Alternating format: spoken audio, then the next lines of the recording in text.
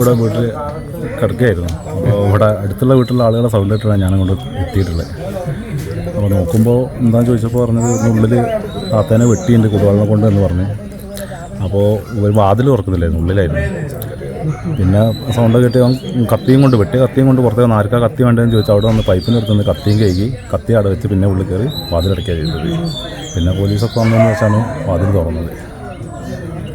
എന്താണ് ഇതിൻ്റെ കാരണം? പ്രകോപനം എന്താണെന്ന് പറയുന്നത്? പ്രകോപനം ഇന്ത്യന്നൊക്കെ അടിക്കലുണ്ടായിരുന്നു. ഇതിന് മുന്നേ ഒരു പ്രശ്നം ഉണ്ടായിരുന്നു, ഇന്ത്യ അടിച്ചിട്ടുള്ളത് പ്രശ്നം. എൻ്റെ ഒരു സ്റ്റേഷനിൽ കൊണ്ടുപോയി പിന്നെ ഡീരിക്ഷൻ സെൻറ്ററിലൊക്കെ പോയതാണ് അത്. പിന്നെ വീണ്ടും വന്നതാണ്. കുറേ കാലം ഇവിടെയാണ് താമസം? അല്ല, ഇവിടെ ഉള്ള ആളല്ല. ഒരു മരിച്ച ആളെ അനിയത്തിൻ്റെ വീടാണിത്. എന്താണ് ഇവിടെ വന്ന് താമസിക്കുന്നത്?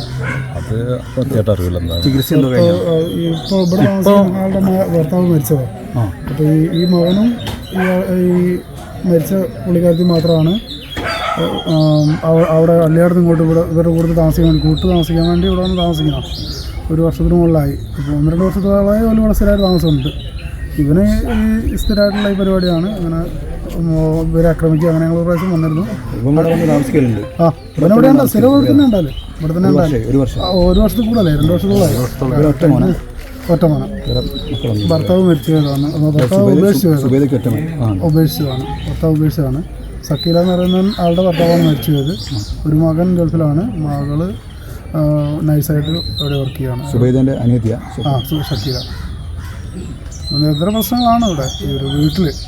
അയൽവാസികളായിട്ട് പ്രശ്നം ഉണ്ടായ സമയത്താണ് ഞങ്ങൾ ഇവിടെ ഇടപെട്ട് പ്രാവശ്യം പിടിച്ച് വെട്ടിയിട്ടിരുന്നത്. പിന്നെ പോലീസ് വന്ന് ആൾക്കാർക്ക് എന്താണ് കരച്ചിൽ കേട്ടിട്ട് പോയി നോക്കിയാൽ? അതെ, അയൽവാസികൾ കരച്ചിൽ കേട്ട് പോയി നോക്കുമ്പം ഇവൻ തന്നെ പറയുന്നത് ചോരയുള്ള വാക്കത്തിയായിട്ട് പുറത്തിറങ്ങി വന്ന് പൈപ്പിൻ്റെ വീട്ടിൽ നിന്ന് കഴുകിയിട്ട് വാക്കത്തി സ്ഥലത്ത് വെച്ച് ആ വീട്ടിന് മുമ്പുള്ള ടൈപ്പ് തന്നെ കഴുകി കഴുകി. അതാണ് അനൂപ് കണ്ടത്. എന്നിട്ട് അനൂപിനോടൊക്കെ പറഞ്ഞ് വാക്കത്തി വേണമെങ്കിൽ കയറി വരാനുള്ള സമയത്ത് പറഞ്ഞു വാതിൽ അടച്ചു പൂട്ടി. കുറച്ച് കഴിഞ്ഞപ്പോൾ ഇവിടെ നാട്ടുകാരെ കൂടി ഫോൺ ചെയ്തിട്ടാണ് ആളുകൾ വരുന്നതും നോക്കുന്നതും. അതിപ്പോൾ ഈ സക്കീൽ താത്തനെ വിളിച്ചു വരുത്തി. സക്കീൽ താത്ത വന്നു കഴിഞ്ഞപ്പോൾ മരിച്ച ആളുടെ അനിയത്തിനെ വിളിച്ചു വരുത്തി.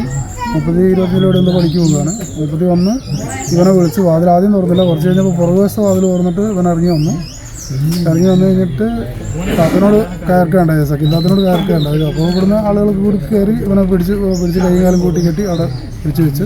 പിന്നെ പോലീസ് വന്നപ്പോഴത്തേക്ക് വന്നതിന് ശേഷം വാതിൽ നോക്കിയപ്പോൾ ഡൈനിങ് ഹാളിൽ കിടക്കുകയാണ്. കഴുത്തിൽ നല്ല മുറിവുണ്ട്, രക്തം തളം കെട്ടിയിട്ടുണ്ട്. പിന്നെ ആംബുലൻസ് വിളിച്ച് വരുത്തി ഞങ്ങൾ തന്നെ ആംബുലൻസ് കയറ്റി വിടുകയുണ്ടായിരുന്നു. പൾസൊന്നും ഇല്ലായിരുന്നു. നോക്കുമ്പോൾ തന്നെ കണ്ടമാനം രക്തം പോവുകയും ചെയ്തിട്ടുണ്ട്. കുടികൾ അവിടെ നിന്ന് എടുത്താണോ അതോ അവിടെ നിന്ന്? അത് അയൽവക്കത്തെ വീട്ടിൽ നിന്ന് വാങ്ങിയതാണ്. എന്ത് പറഞ്ഞാൽ വാങ്ങി? തേങ്ങ വിളിക്കാനുണ്ടെന്ന് പറഞ്ഞ് വാക്ക് ചോദിച്ചതാണ്. തേങ്ങ വിളിക്കാനുണ്ടെന്ന് വാക്ക്